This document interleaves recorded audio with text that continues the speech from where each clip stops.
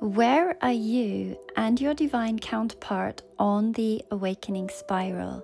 So this is you and this is them.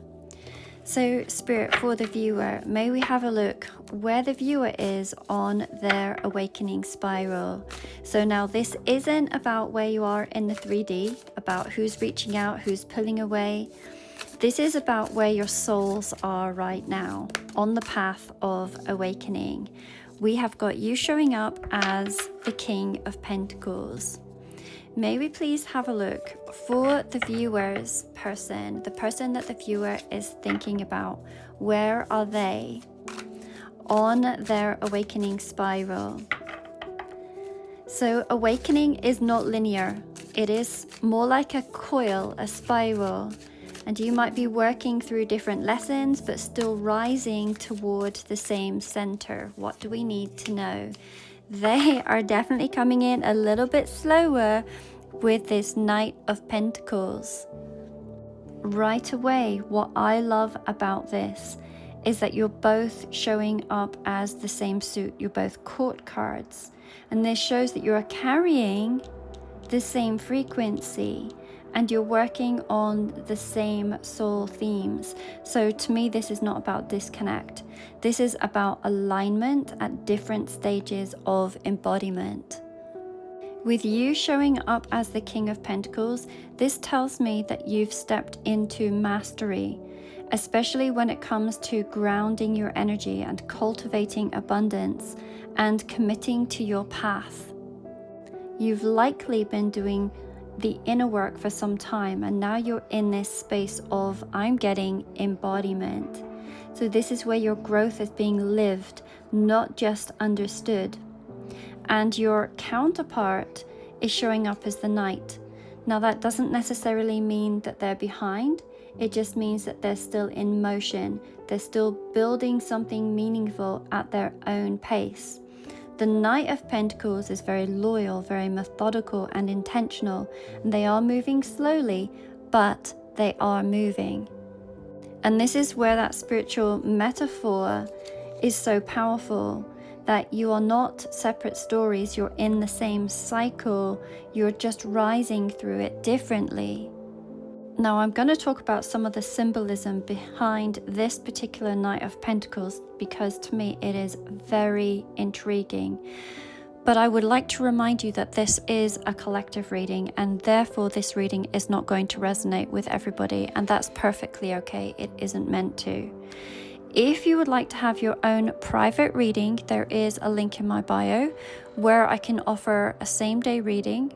We could also look into soul contract readings, and I have a special, and there's a couple of the Lionsgate 8/8 portal readings that are left. Now let's take a closer look at your counterpart here, showing up as the Knight of Pentacles, and this is not just any knight. In this particular deck, we can see that the Knight is fully armored. You can't see their face at all. And this is a clear message here that this is someone who is moving forward, but they're doing so in a way that is very careful, very private, and heavily protected. To me, this is not reckless energy. This also isn't avoidance. It feels like cautious devotion.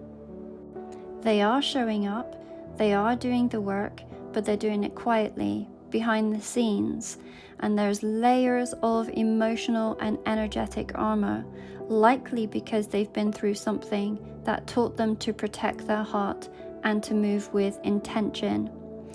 The other thing that is very, very unique in this particular deck, I want you to see how this horse is also veiled.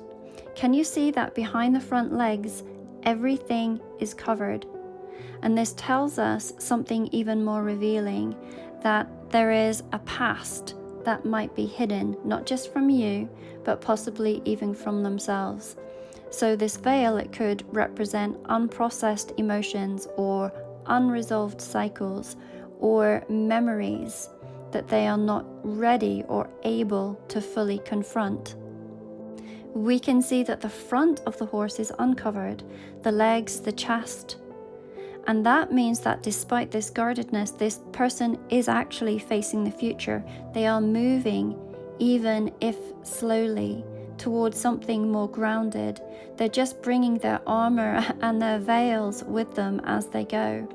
So if your divine counterpart has maybe been quiet or withdrawn or slow to act, it doesn't mean that they're not engaged with the journey. It just means that they're still protecting parts of themselves that haven't caught up with the vision that you're holding, and that's okay, because you know what? The Knight of Pentacles always arrives.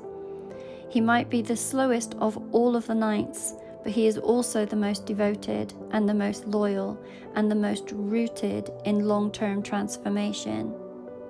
I'm going to bring in another deck and ask a final question. I'd like us to look at what is the energetic bridge between the both of you right now. Spirit, can we please have a look? What is the energetic bridge between these two right now? It's a very powerful dynamic, that is for sure. Both of you working on your soul contract in a different way. What do we need to know about the energetic bridge?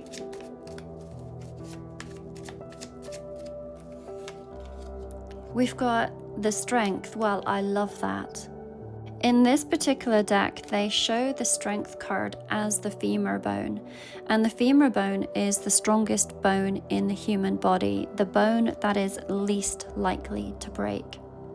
This gives me the vibe of old souls who have learned many lessons together and are still working on their soul evolution, and yet the bond is unbreakable. In a traditional strength card, we would actually see a woman with a lion. It actually reminds me of Lionsgate.